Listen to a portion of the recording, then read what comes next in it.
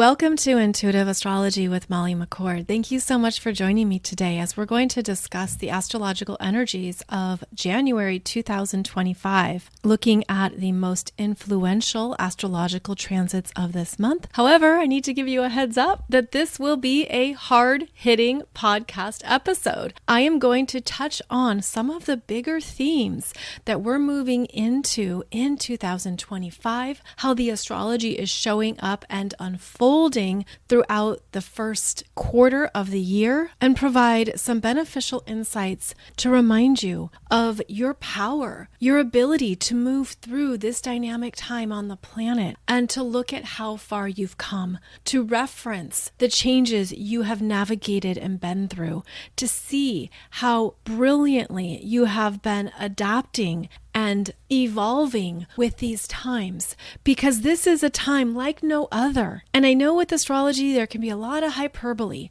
but I want you to know that the messages I share with you, I do so with a sense of great responsibility, and I really sit with things before I share them.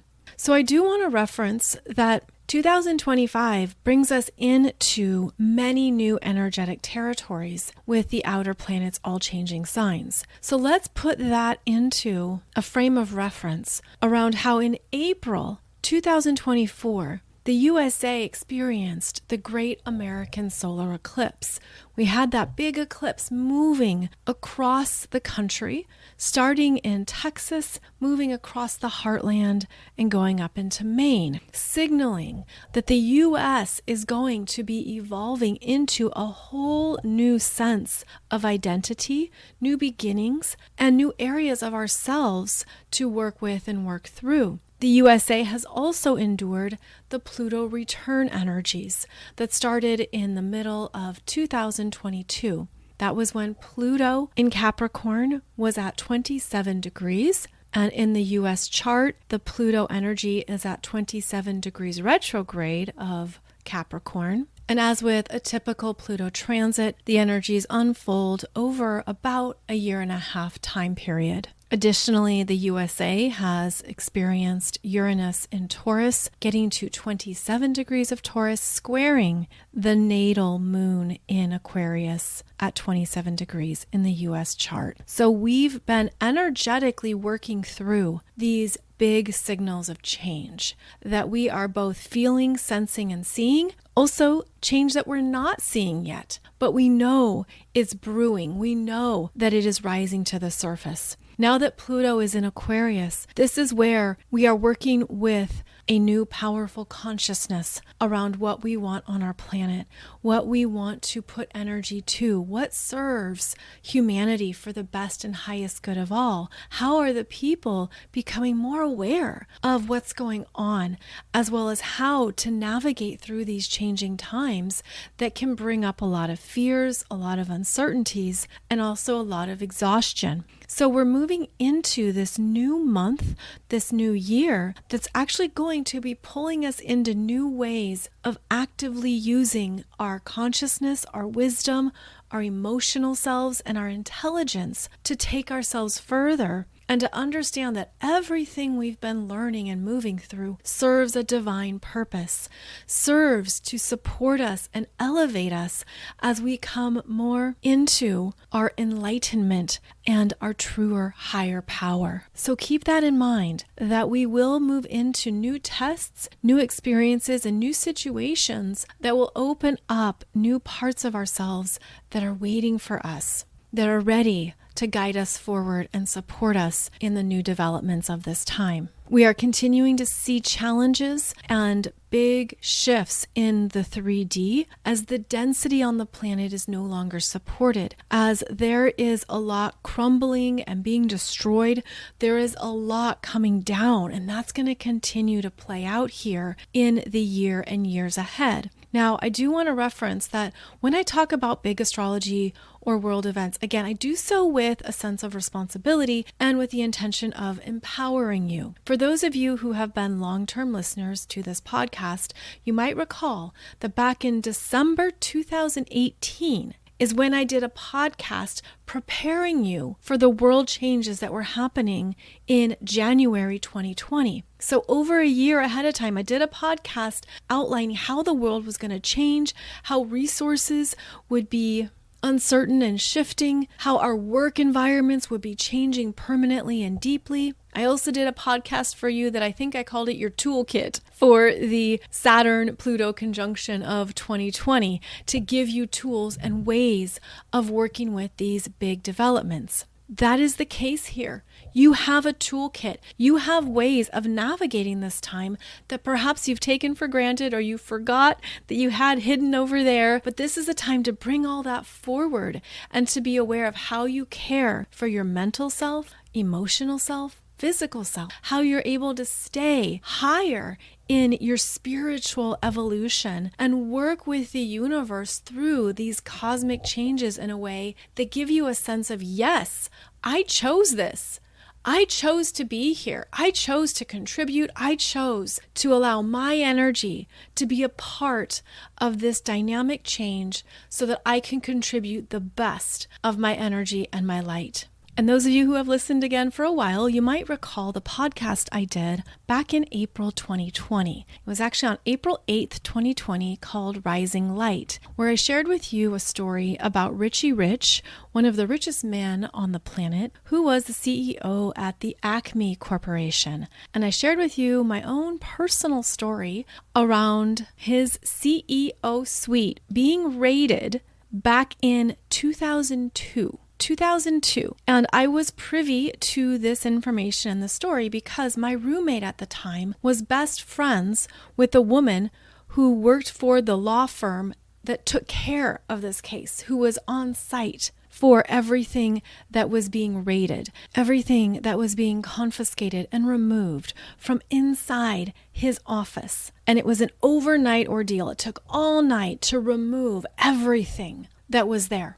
And when she was sharing this with me, I was so baffled. I didn't understand. I didn't understand what she meant about the contents of the computers or what was going on. Like, it literally did not fit in my brain what was happening. So when I go back to that time in 2002, when I first heard about this stuff, I actually have empathy and compassion for those who are also being introduced to some things going on that are just mind-boggling. After I shared the story with you again back in April 2020, many of you sent me articles and evidence confirming the story, a pattern around the story and this individual. Many of you were excited to know who Richie Rich was and that there were other stories you had been in contact with as well. So what we're going towards here is how these energies have been unfolding on the planet for years. And now we're reaching this climactic shift. We're moving into a time of the energies changing drastically.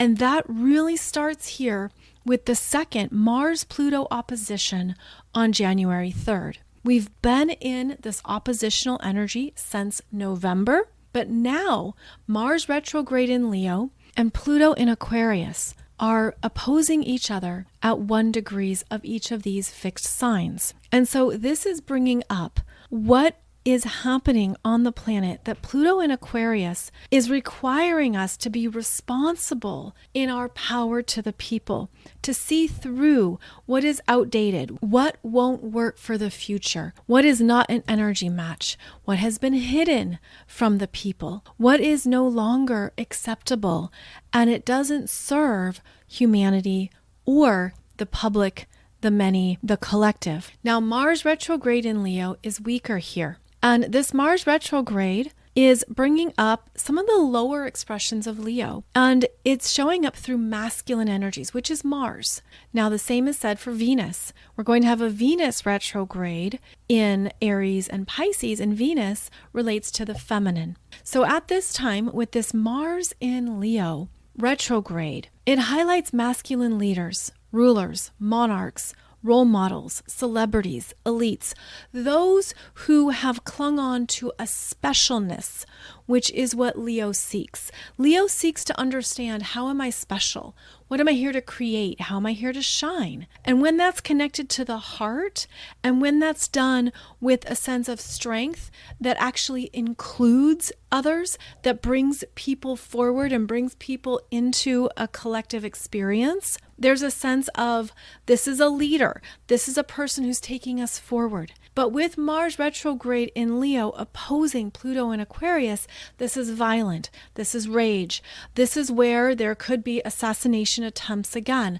This is where other leaders on the world stage may be up against strong oppositional forces here, especially into May. And this is where that Mars retrograde in Leo is being challenged to ultimately move into the heart, move into compassion, and to connect with a bigger picture of what can be created. If we look at it through the lens of the Leo-Aquarius axis, it's a very creative line. That Aquarius energy calls in new ways of working with typical ingredients. Aquarius asks us to see things in a different light, to put the pieces together in a whole new way.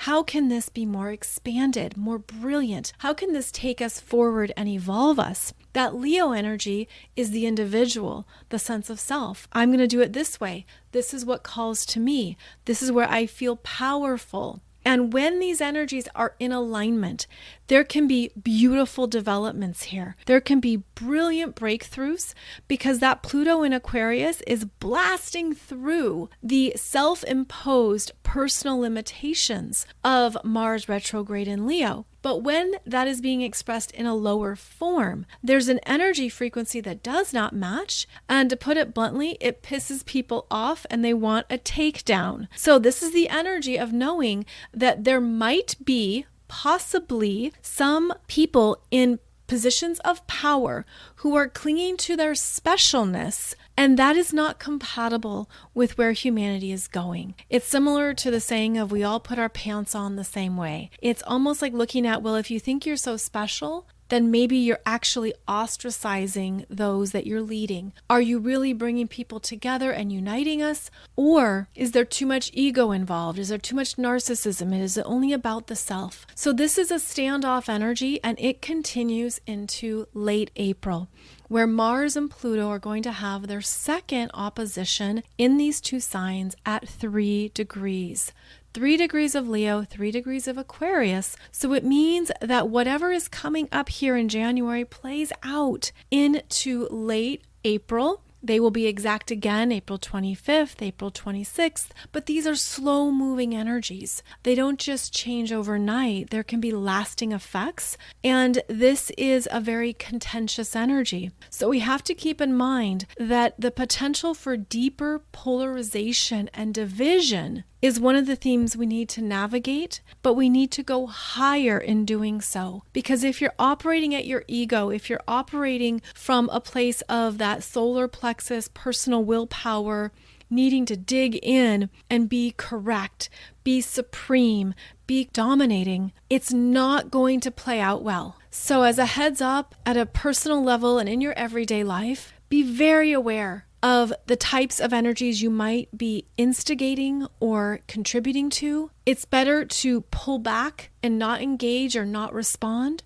It's better to step away and let things be instead of become more involved, because the energy is being so contentious, it's triggering people at a very deep level of their being. That Pluto in Aquarius is triggering people around what hasn't been fair or what they haven't been able to experience or have across multiple lifetimes. And as I say this, I'm actually getting the visual of lifetimes where the monarchy has been overthrown. I'm seeing specifically Marie Antoinette and the French Revolution. And keep in mind that the French Revolution occurred when Pluto was last in Aquarius, which was 1778 to 1798. So these are the energies that are happening here. The revolution is real. Looking at the fair use of power, understanding how everyone is feeling these energies at this time and the intensity involved. So again, going back to other lifetimes, I feel that that's what's rising up in people, is that they're sensing previous lifetimes or other timelines where they didn't have what they wanted. And it's being triggered at this time, especially around equality, liberty, what is fair, what is true freedom, what does everyone have access to. Now, these are complicated issues. These are not topics that have one clear solution or approach, but that is what is coming up at this time. And again, it will continue into at least May. After this opposition, then on January 6th, Mars re-enters Cancer. And Mars will now travel retrograde back to 17 degrees of Cancer until February 23rd. So we have a retrograde Mars that is returning to his feelings and what has been suppressed, what has been hidden and kept locked away, what is really going on internally, and how that can be coming up at this time. There can be a lot of emotional stirring. And as Mars re-enters Cancer, Mars will actually have some beneficial support from other planets interacting with Cancer. There will be a trine to Neptune in Pisces, a sextile to Uranus in Taurus, and a trine to Venus in Pisces during the retrograde.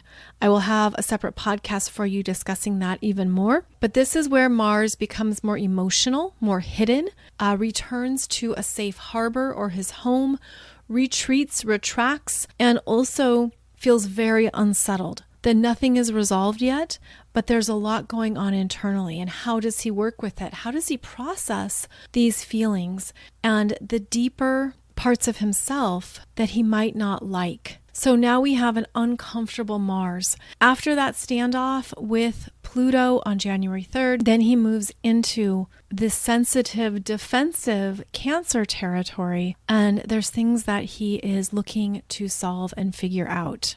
Now, also during the first 2 weeks of January, we have the North Node at 0 degrees of Aries. And this is very significant for a number of reasons. First of all, 0 degrees of Aries is known as the Aries point because it's about pure creation and initiation.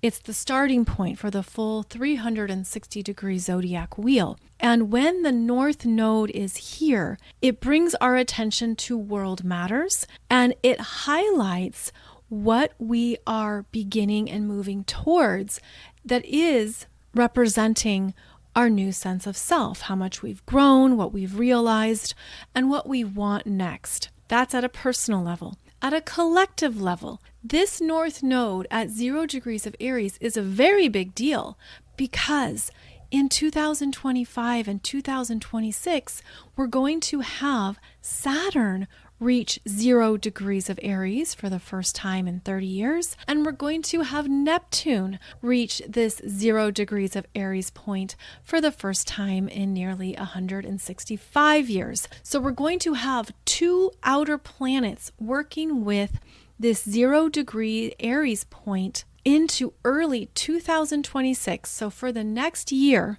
And that means that whatever is happening here over the first few weeks of January, as the North Node moves across 0 degrees of Aries, that's also what we're going to be working with as Saturn makes its way to 0 degrees of Aries, and then Neptune shows up and dissolves, dissipates, removes, questions, and releases what that 0 degree point energy is trying to initiate. This is confusing because here we have the desire to begin and start a new cycle, but this Neptune influence is requiring that we bring in our spiritual wisdom, enlightenment. We integrate our soul and spiritual selves with our personal identity. And then the Saturn influence is bringing it down into the 3D, into the physical world, so that we're standing in this new level of personal enlightenment and spiritual power. But it could feel like there's nowhere for it to go just yet, that it's a false start, that there isn't a way to actively use it. So what do?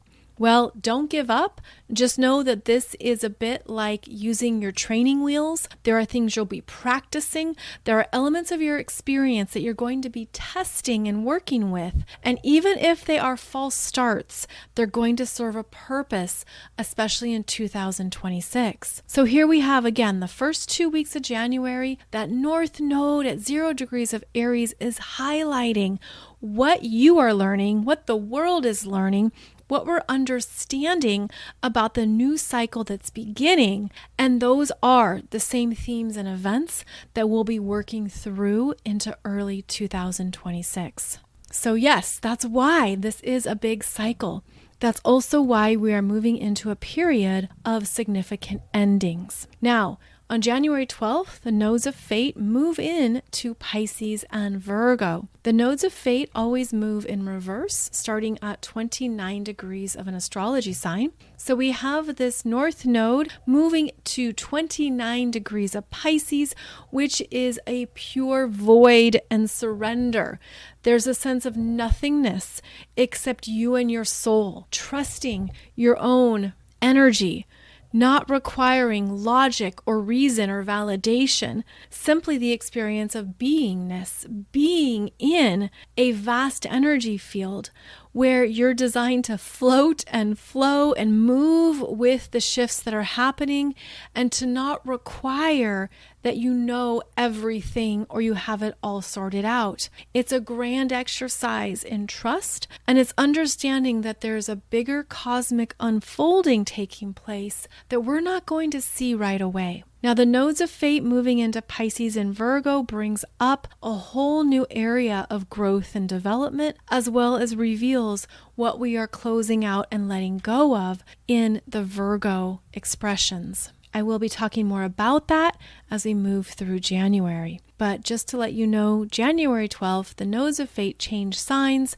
and we move into a whole new chapter and playing field of soul growth potentials. Next up in January is the Sun-Pluto conjunction. This occurs on January 21st at 4:29 a.m. Eastern Time. It's at 1 degree, 41 minutes of Aquarius. And so it's still highlighting that opposition of Mars and Pluto from January 3rd. This time the sun is now in the conversation.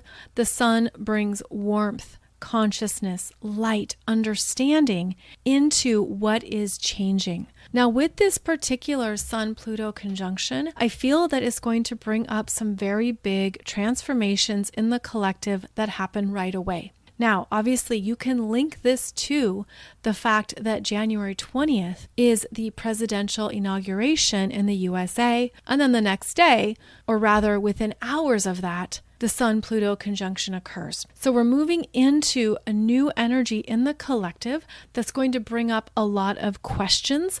I feel that it could even be quite baffling and head-spinning at times. Like, we're like, what are we doing? What's changing? What's happening next? Wait, what? We haven't done this before. It's off the wall. It's batty. What's going on? It brings up a lot of energy that is new, dynamic, vibrant, very unsettled, and signals powerful change, powerful shifts that are happening. Again, this does play into what I mentioned previously about that great American solar eclipse from April and the Pluto return of the past few years. Every time there is a Sun-Pluto conjunction, they are bringing together their own consciousness and version of these changes. So we have a new starting point here. A new synodic cycle begins every time the Sun and Pluto are conjunct. And because this is happening now in the early degrees of Aquarius, it's going to be affecting more people. It's going to be working with more areas of our lives that will also be shifting. I do need to touch on China here, and I'm going to do that at the end. But China plays a very big role in what is unfolding here in the first half of 2025. So after that Sun-Pluto conjunction on January 21st, then we move to the Aquarius new moon on January 29th. And obviously, I'm not doing all the astrology of the month. I'll cover that in my Wednesday weekly shows. I'm just doing the broad strokes here of the bigger energies and the more significant changes that are unfolding. But that January 29th Aquarius new moon at 10 degrees is very important because it's the beginning of a new Lunar New Year, which is the wood snake. We are moving from the energy of the dragon to the grounded strength of the wood snake. And the wood snake is associated with wisdom, determination, fortitude, mystery, intrigue, renewal, evolution, strength, and patience. Many have likened it to the energy of Taurus, where the snake stays the course, quietly moves, and makes changes as needed. The Lunar New Year brings in this new cycle of change, and it's a good time to look at how you are grounding into this evolutionary process, how you're connecting to the wisdom of your body, and you're giving yourself an outlet or release for any big energies you're feeling. Because, of course, our bodies are containers. They are energy containers.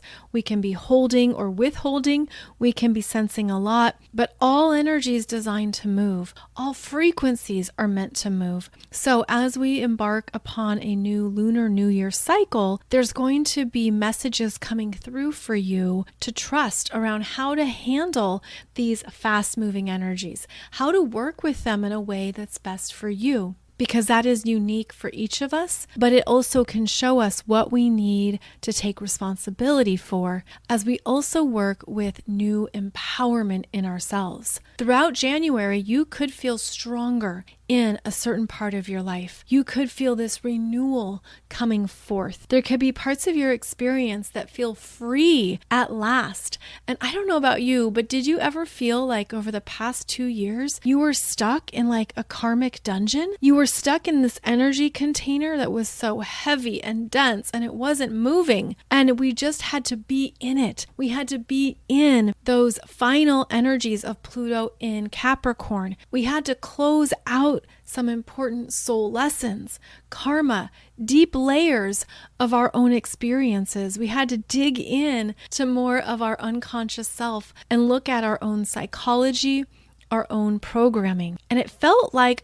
we were just stuck. I mean, I'm speaking for myself, and I would love to hear if you agree, but I just felt like there wasn't much new air. There wasn't much new movement. Now there is. In January, there is.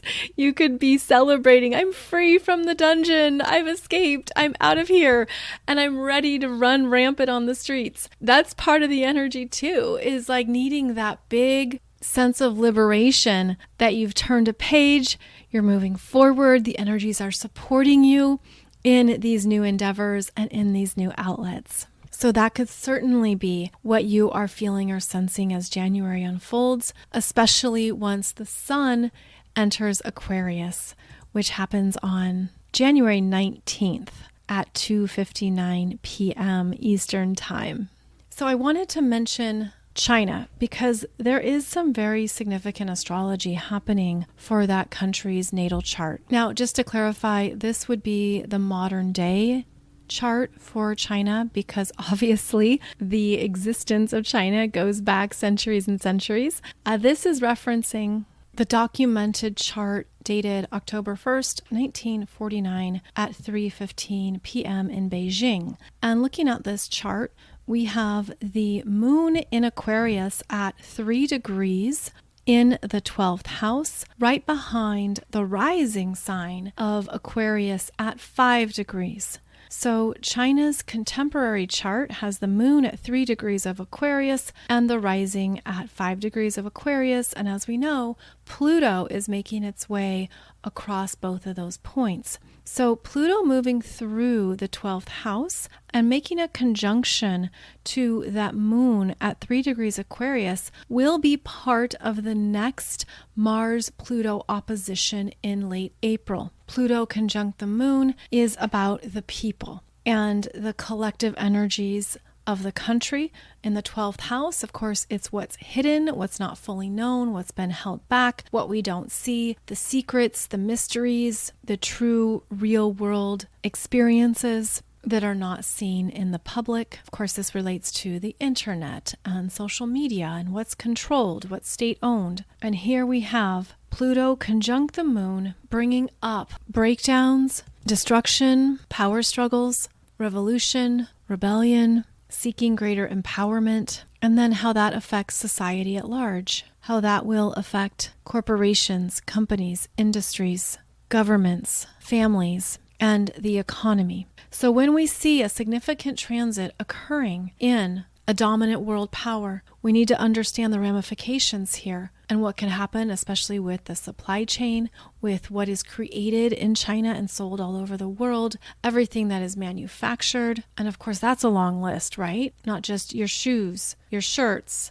and clothes, but everything in your household, in a business, electrical components, technical parts, what is imported, what is mass produced. Then you, of course, pull in computer and devices, components, repairs, on and on. What I'm getting at here is that China is experiencing a very big transit that starts in April when Pluto gets to 3 degrees, 11 minutes of Aquarius, signifying that big changes will be occurring within the people, within the everyday experiences and lifestyles. And because it's in Aquarius, which is about technology, engineering, computing, space endeavors, experiments, it's going to have an effect on the world in some manner. Now, there are beneficial developments and transits that will be occurring here to support this transformation in China, but those really don't show up until 2026, especially when Uranus is in Gemini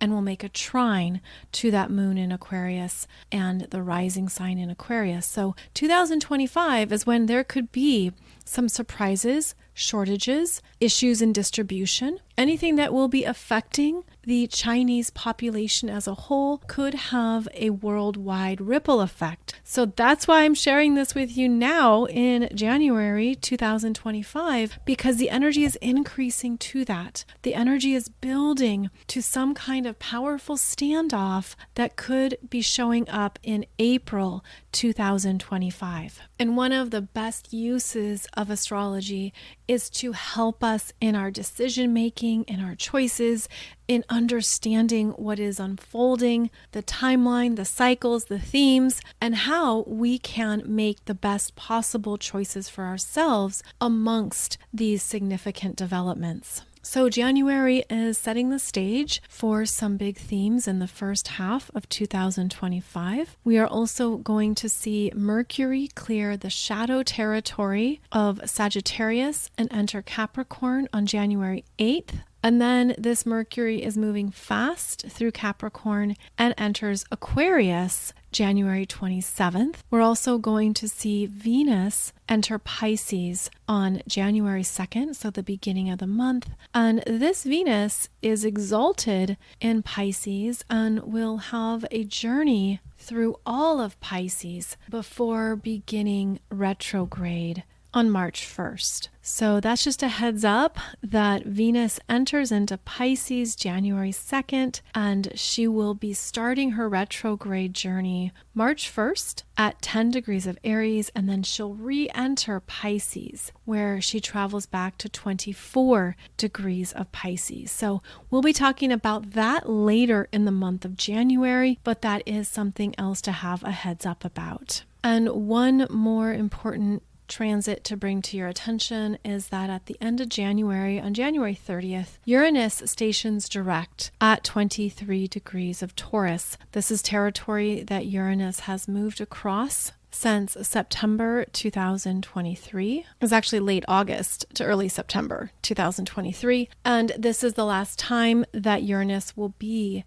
at this degree point. After Uranus stations direct on January 30th, Uranus will move full steam ahead and enter Gemini on July 7th. And the Uranus energy being quite unsettled, unpredictable, chaotic, liberating, and the wild card of the zodiac is also going to stir up more that needs to shift and change, adding to the potency of changes that we're moving through here in the early months of 2025. So please consider all of this a heads up to give you insights into what may be occurring in your personal world and in the collective. Also note that we are equipped for these times. We are made to navigate through these elevated elevations and changes, that we have what it takes to keep going and to understand what choices are best for you, for your family, for your journey, that we are here to experience these energies as the planet and humanity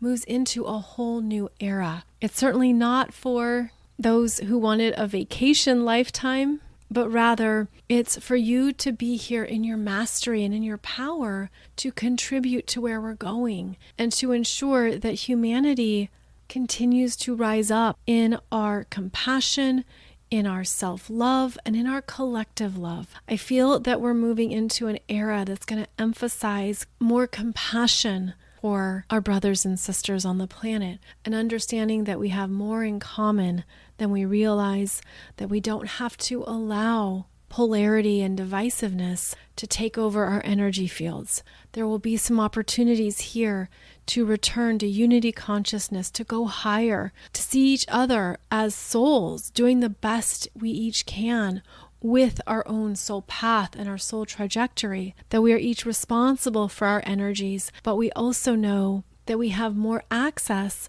to healing, resources, choices, and understandings than ever before. So it's quite an exciting time on the planet. It's quite dynamic and also quite exhausting. So make sure that you're taking care of what you need, that you're giving yourself the downtime, the rest, the relaxation, that you're allowing yourself to step away from the devices, the technology, all of the messages and stimuli that surround us, to listen to yourself, to tune in to your soul and tune in to what is best for you. That you are here to be the master of your energy, and that's one of the best things that you can offer the collective and one of the best ways you can show up at this time. The bigger storylines on the planet are going to come up and reach a crescendo over the next number of years. There are going to be significant changes in what we've understood, what we've been told, what we believe. We're going to be undergoing some very deep transformations that also reveal what we can let go of and shake off, what we don't need to travel with anymore, and what was only a passing experience designed to give us more wisdom and more ways of understanding ourselves and our needs.